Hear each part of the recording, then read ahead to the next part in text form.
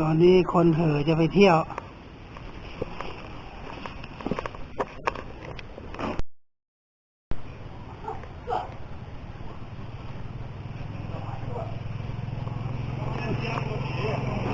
คนเห่อไปเที่ยว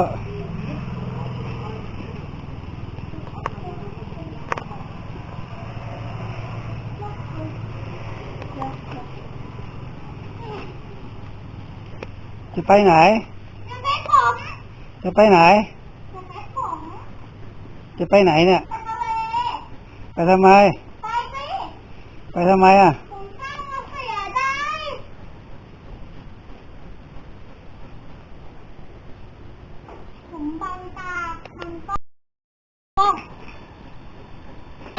อย่าทะลึ่ง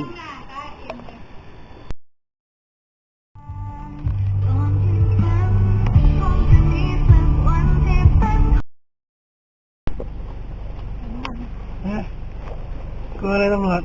ไปเลยซ้ายไม่เหยียบไฟได้เหรอนี่ก็เหยียบไฟได้นะไอ้อาร์ตเองเลยนะ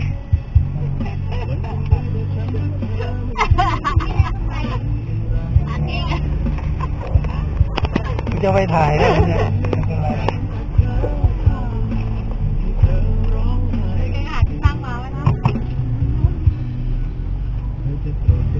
มันห้อยได้มันห้อยนี่มันห้อยไม่ได้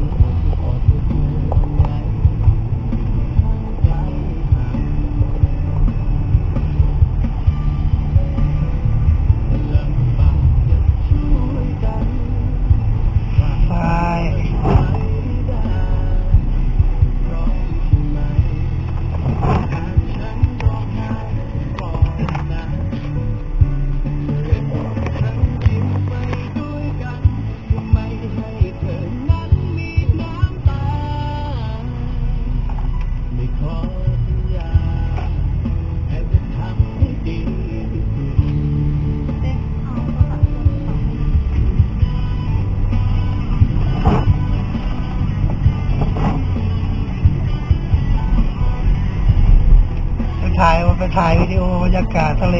สบายน่ามาอัดเล่นเรี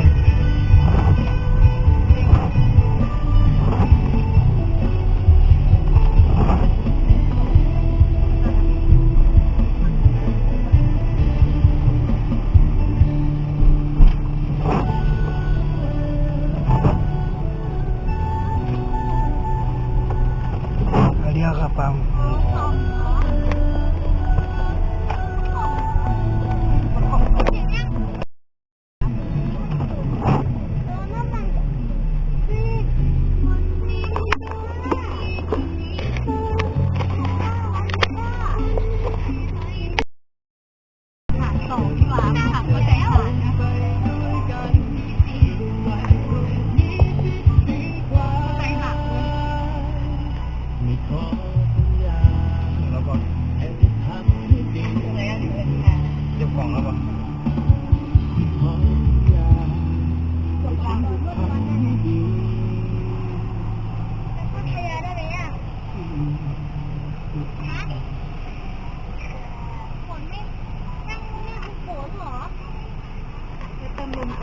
ชอบเติมมุมก่อนได้ไหม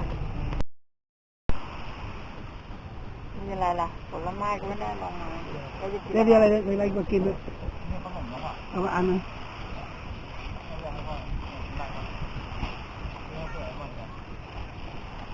ไม่เป็นไรนะตา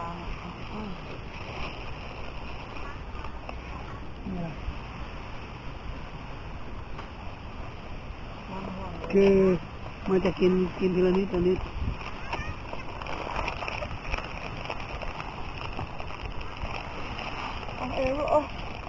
โอ้ อืม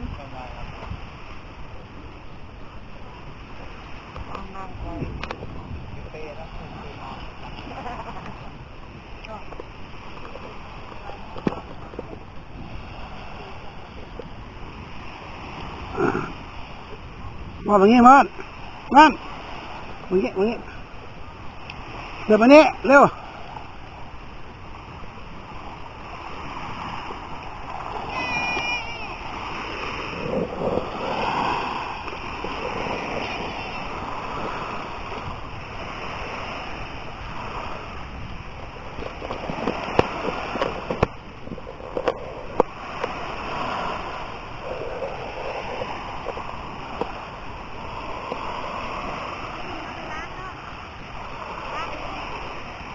โอ้โห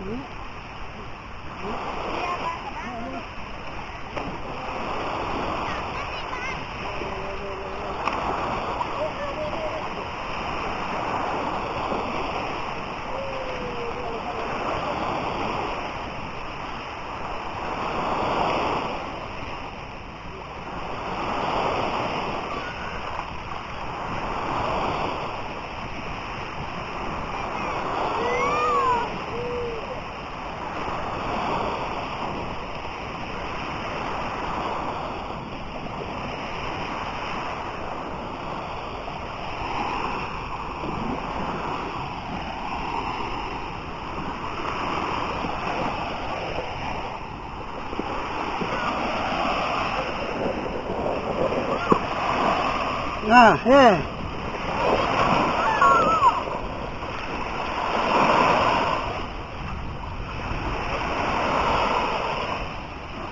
เห็นไหมเนี่ยเห็นไหมบ้านเนี่ยดูดิเนี่ยหันหน้าเนี่ยอ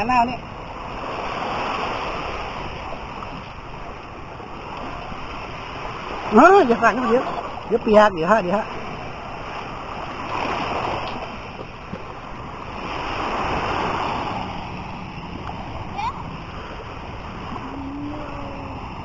waiting no waiting waiting อะไร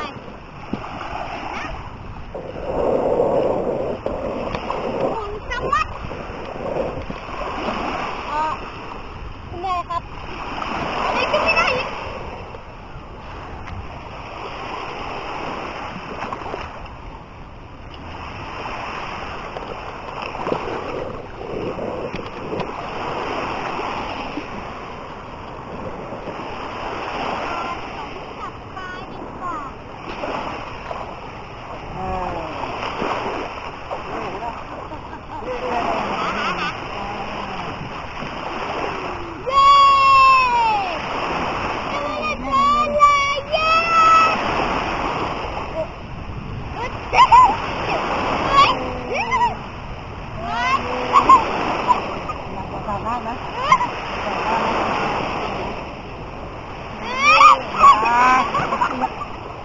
คุณรู้เรื่องไหมนี่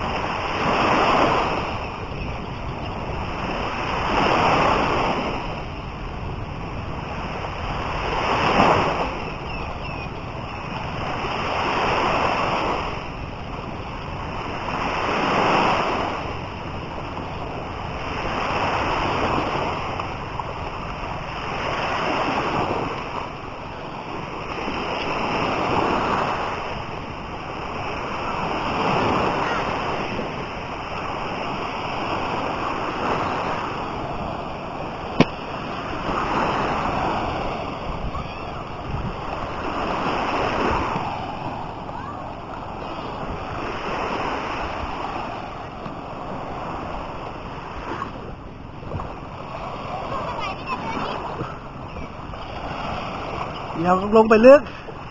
อยากเล่นน้ำ ก็เล่นตรงนี้ก็เล่นไปเถอะ ดูฝั่งนี้ดูฝั่งนี้ดูฝั่งนี้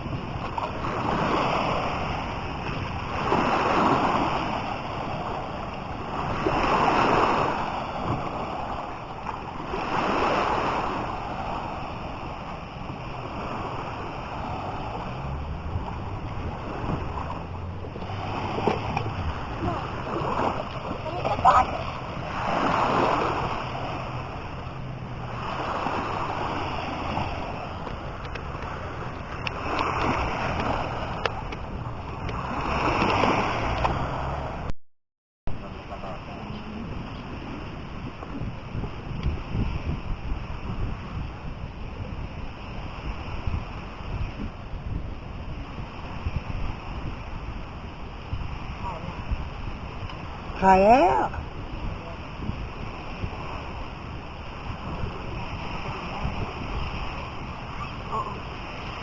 เป็นไรละ เล่นกันแน่ มันรู้ว่าจะ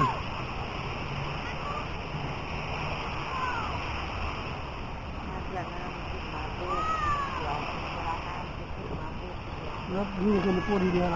แล้วเขาใครขึ้นที่มันนี่แหละ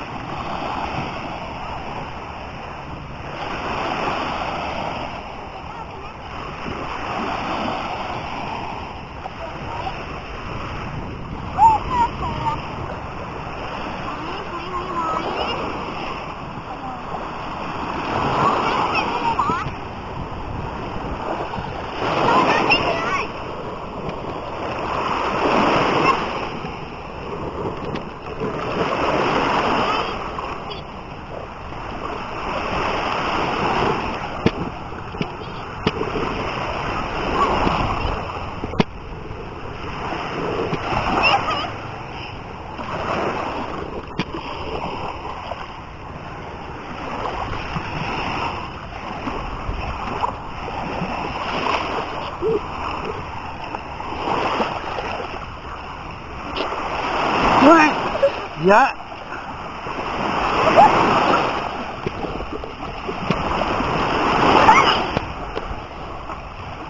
มันจะเปียกยากัดเรียบร้อยเลยถุงเต็มนี่ไม่นะถุงเต็มดีกว่า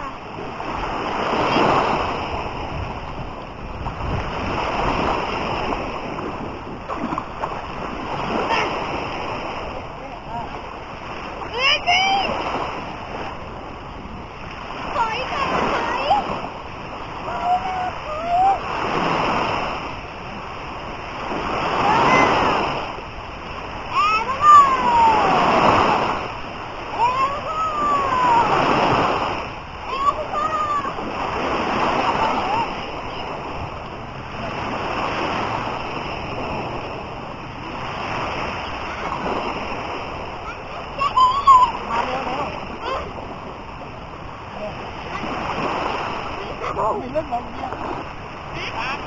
จับไม่เนาะของขาย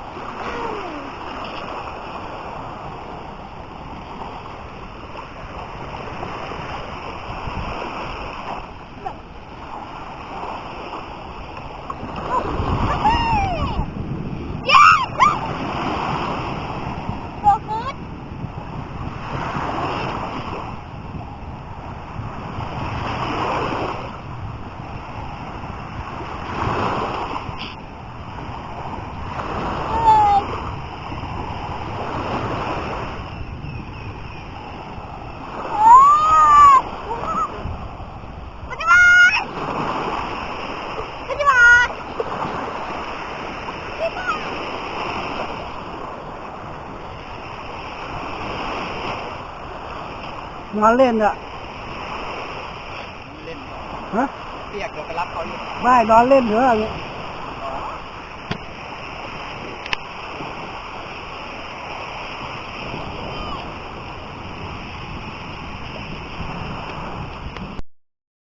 น้ำมันนั่นเอาไว้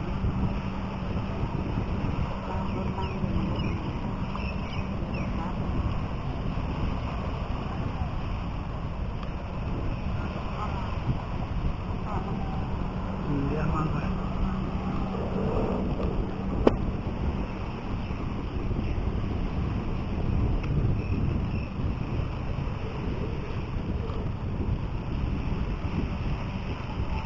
ใครกินพัดหมี่แม่มันเปรี้ยวนะ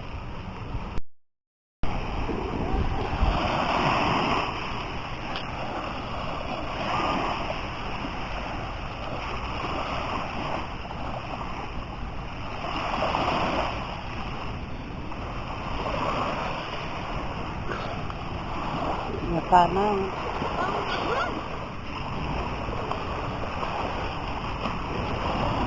ลงน้ำเลย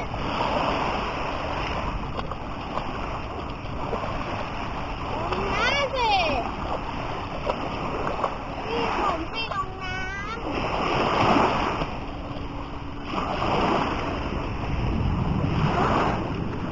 นี่ล่ะ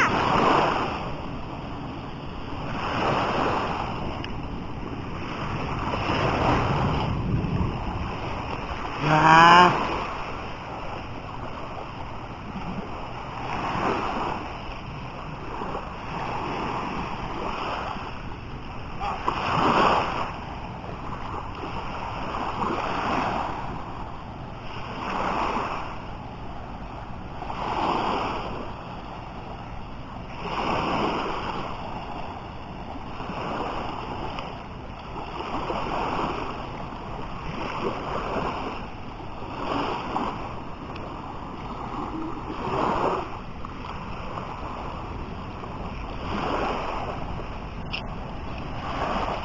พาข้ามมันแล้วก็มาหามันตรงนี้เอาเข้าใต้ทำไม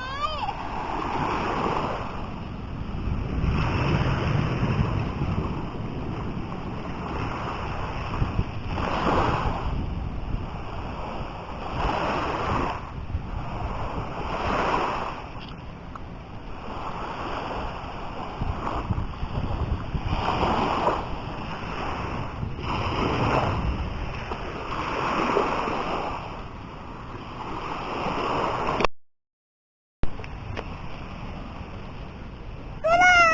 มันจะไปนั่งมาที ค่อยๆว่าเดี๋ยวน้อย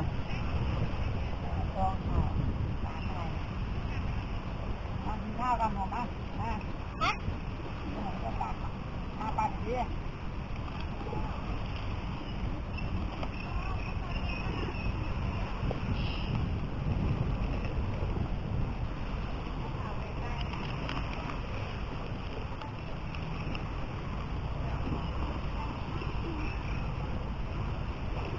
มาหาข้าวปัดตัก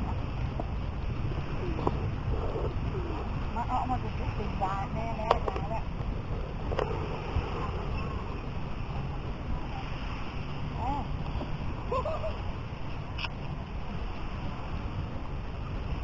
ไป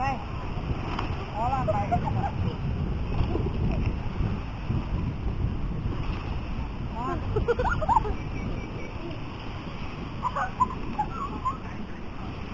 ใจเป็นวันดีเลยก็ขอไปจ้ามันจะเป็นไรนะ อยากให้สนุกกันเลยไม่รู้ไป อย่า สนุก บอกไม่ฟัง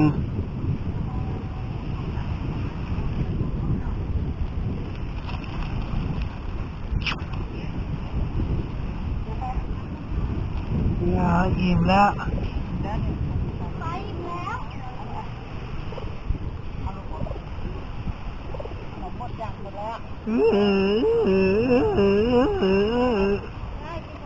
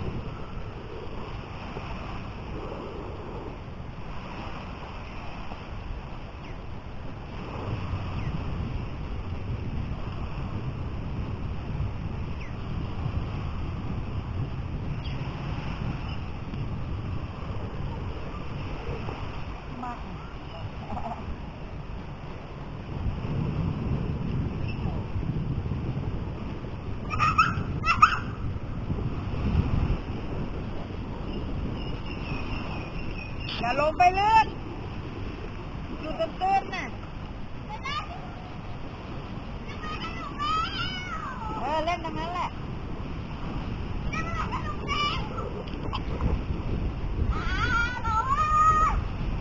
มาเอาข้าวขุ่นมาเอาทีละนิดนะเอาไปเอาทีละแค่นี้ดูนะครับยายไอ้เรียงไงโอเคจะกินไหมพร้อมยังยาย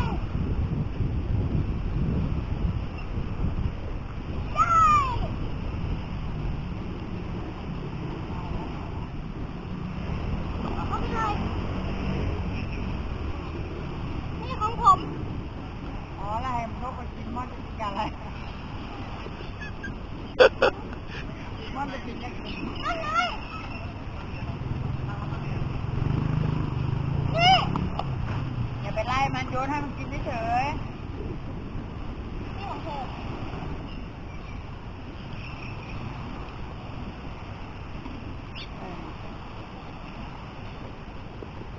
นี่ของเธอที่ของผมแบบ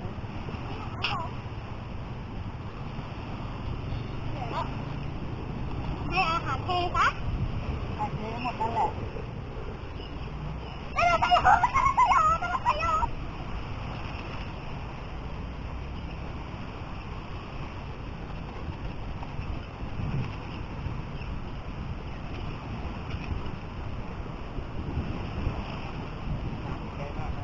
นี่ไงนี่แหละ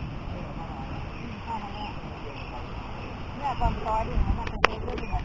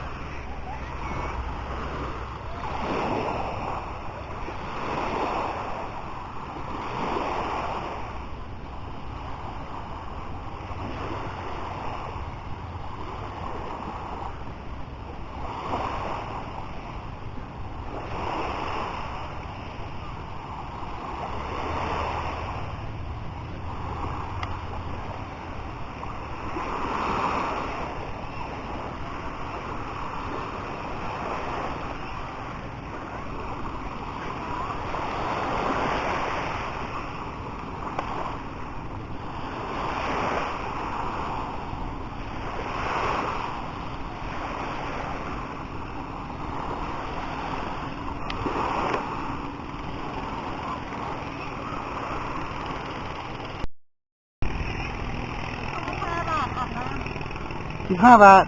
มันจะอะไร ผมจะออกกำลังกายผมจะออกกำลังกาย ไหนเขามาเต้นรอเต้นอะไรพี่กินเนี่ยหลอกก็มาเต้น ผมออกกำลังกายขอออกได้ไหมก่อนเขาไม่ได้ขอออกได้ไหมนะขอออกได้ไหม ออกไปเลย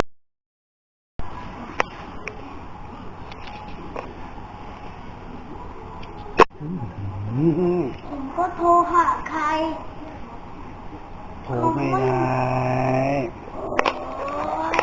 พูดรู้เรื่องบ้างยัง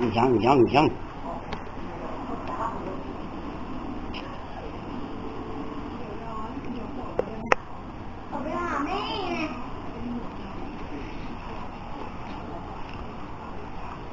ตาแม่ล่ะ เสียงดัง แม่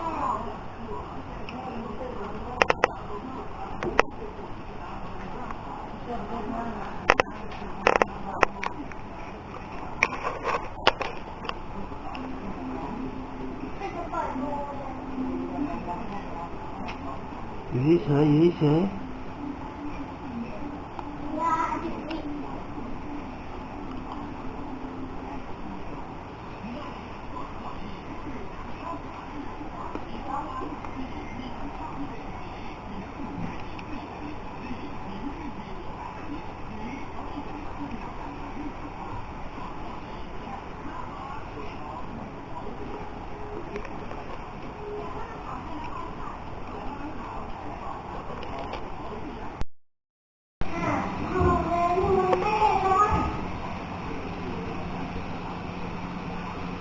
เข้าไปเถอะ ไม่น่าขาดด้วยก็กดที่ทำไมล่ะ เอาลงมาดิเอาลงไปข้างล่างแล้วยกขึ้นเปิด เออใหญ่หนาวหนาวหนาวหนาว ได้ล้างเลยออกมาน้ำเค็มออก เอาน้ำเค็มๆออก ยาทาตะโกนเขาบอกบางแล้วกว่า ผมจะเล่นเป็นเรือซิ่ง เอาวางไว้เถอะ เล่นไม่ได้เลย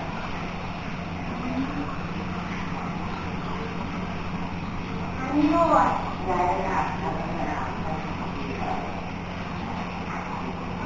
ต้องไม่ห่างหรอ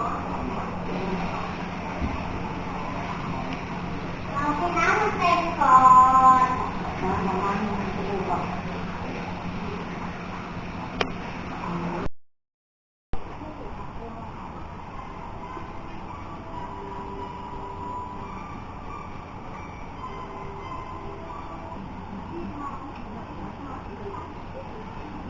ไหนดูสิไหนดูสิไหนดูสิ เรียบเสียงดัง เพราะอะไรพวกสามคนไม่รู้เรื่องนี้สมความสุข